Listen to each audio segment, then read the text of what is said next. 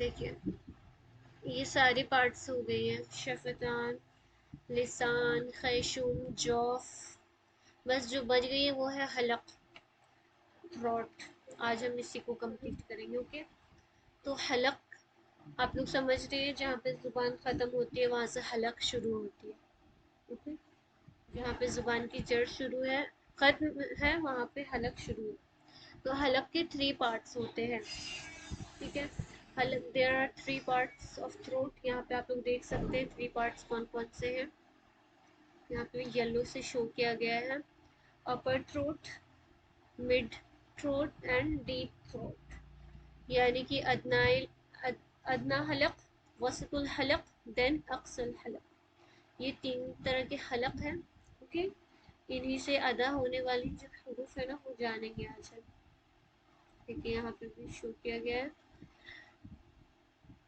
جو سب سے اوپر والا پارٹ ہوگا نا اسے ہم کہیں گے nearest part of the throat.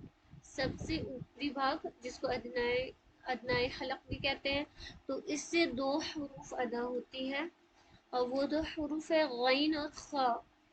غین اور خا جب ہم بولتے ہیں نا غین غین اور خا، تو یہ دونوں حلق سے نکلنی چاہیے. اگر ان کی ادائیگی حلق سے نہیں ہوئی مطلب یہ مکمل اور صحیح ادا نہیں ہوئی ہے. ٹھیک ہے، اور یہ دونوں کی ایک اور خصوصیت ہے، یہ ہے کہ یہ دونوں ہمیشہ منہ بھر کے پڑھی جانے والی حرف میں سے ہے.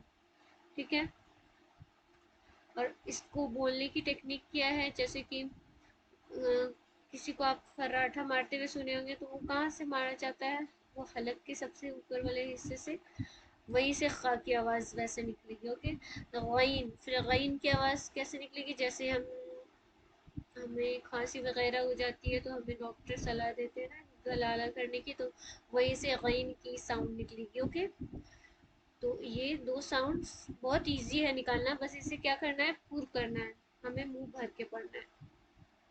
ٹھیک ہے سسٹرز، تو آپ لوگ ایک بار بولیے حمزہ غین زبر ہا.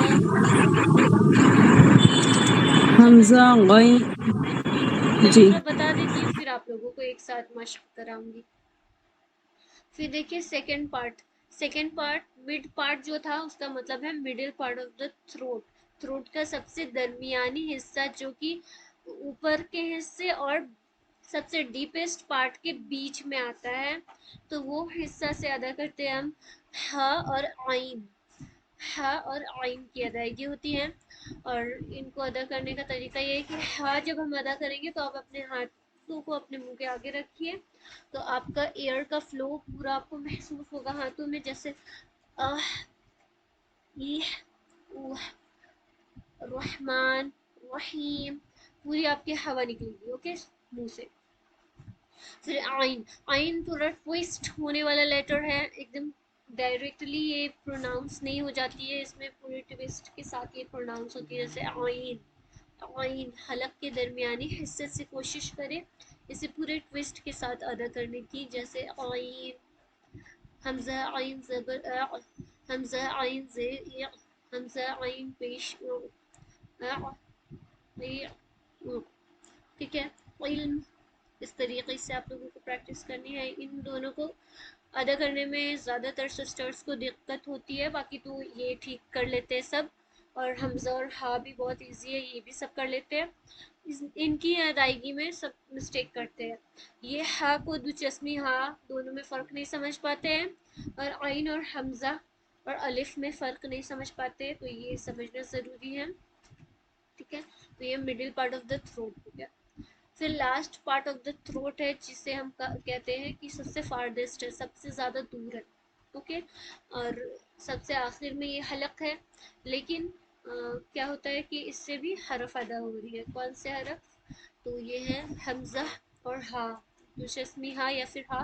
اس کی مختلف شکلیں ہوتی ہیں، دیکھیے یہاں پہ ہر جگہ دوچسمی ہا ہی لکھا ہوا ہے، لیکن ساری ہا اس میں آ جائے گی، جو بھی دوچسمی ہا کی شکلیں ہوتی ہے نا سب اس میں شامل ہو جائے گی. اوکے، تو یہ 2 چیز ہو گئی. جیسے آ ای او، حمزہ میں لگ جائے گا زبر زیر پیش، تو آ ای او. پھر آ ای او، आपको पूरा कोशिश करना है एकदम हलक से निकले। इसमें थोड़ा सा वाइब्रेशन भी साउंड आएगा आपका ज़्यादा। जब आप ये दो हुरूफ अदा कर रहे होंगे तो आप अपने गले में टच करिएगा तो आपको ज़्यादा वाइब्रेशन फील होगी, जैसे आह आह ई ऊ, तो ज़्यादा मूव आपको मूवमेंट फील होगी इसमें। ओके, तो ये देखिए इसमें भी सेम चीज़ है। करीबी हिस्सा, दरमियानी हिस्सा और सबसे दूर वाला हिस्सा। हलक के 3 पार्ट से और इन तीनों पार्ट से अदा होने वाले मुख्तलिफ हरफ।